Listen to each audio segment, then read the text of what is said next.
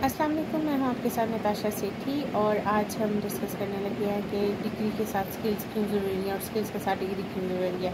बहुत से स्टूडेंट्स आते हैं मेरे पास एजुकेशनल काउंसलिंग के लिए और उनका यही होता है कि जी हम डिग्री छोड़ना चाहते हैं और हम फ्रीलांसिंग करना चाहते हैं। तो मैं आप सबसे यही कहूँगी कि अभी आप लोगों की जो एज है उसमें डिग्री बहुत इंपॉर्टेंट है। एटलीस्ट आपको BA BS होना चाहिए, ठीक है।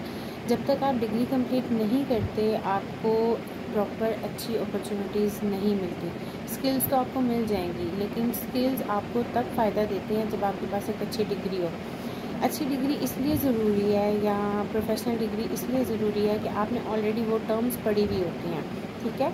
आपने पूरा थ्योरेटिकल टाइम पीरियड गुजारा होता है 4 साल सेमेस्टर में या फिर एनुअल में आपने 2-2 साल अगर इस तरह की कोई डिग्री की है, जैसे BA BSc था, ATP है, तो आपने एक प्रॉपर सिस्टम के थ्रू पढ़ा हुआ होता है। वो जो चीज़ें आप आगे स्किल्स में लेकर जाते हैं या फ्रीलांसिंग में लेकर जाते हैं तो वो आपको पॉलिश्ड करने में इजी रहती हैं, ठीक है।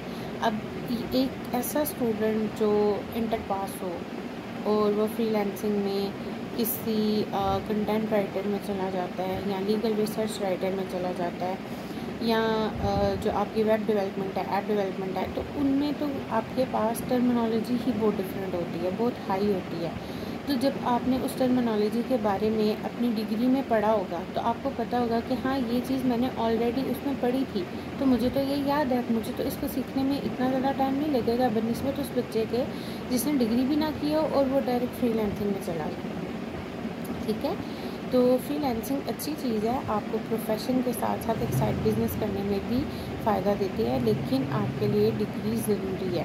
अब अगर हम अपनी बात करें तो मैं एडवोकेट हाई कोर्ट हूँ, लेकिन मैं एज़ फ्रीलांसर भी काम कर रही हूँ।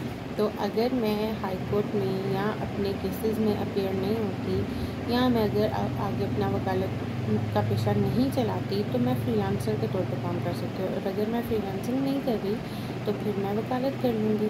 मेरे पास ऑप्शंस है ना, इसी तरह आप लोगों के पास भी ऑप्शंस होने चाहिए। दूसरी बात, जो लोग कहते हैं कि जी हम लोग सिर्फ फ्रीलांसिंग में अपना करियर बनाएंगे, हमें डिग्री की ज़रूरत नहीं है, तो उसमें मैं ये कहना चाहूँगी कि उन लोगों की थॉट तो अच्छी है, लेकिन फ्रीलांसर को स्टैंड करने में कम से कम 3 साल लग जाते हैं। वो बहुत कोई लकी फ्रीलांसर्स होते हैं जो $1 मिलियन में कमा लेते हैं या उन्हें $1500 पर मंथ मिलना शुरू हो जाता है।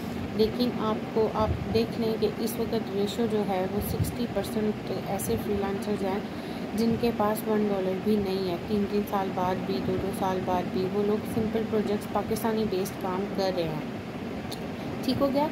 अब पाकिस्तानी बेस्ड अगर काम कर रहे हैं आप, तो फिर आपको पता है कि रेफरेंसेस भी होते हैं। जब रेफरेंसेस होते हैं तो फिर उसमें अमाउंट कट जाती है, आप अपनी फ़ीस कम कर देते हैं या अपने चार्जेस कम कर देते हैं, ठीक है। तो आपको ये चीज़ें देखनी चाहिए, अपने लिए सोचिए। प्रोफेशन के साथ अगर आप फ्रीलांसिंग को स्टार्ट करते हैं that is well and good, लेकिन अगर आप अपने प्रोफेशन को छोड़ देते हैं, अपनी डिग्री को कंप्लीट नहीं करते और सिर्फ फ्रीलांसिंग पे लग जाते हैं, तो that can be problematic for you, ठीक है।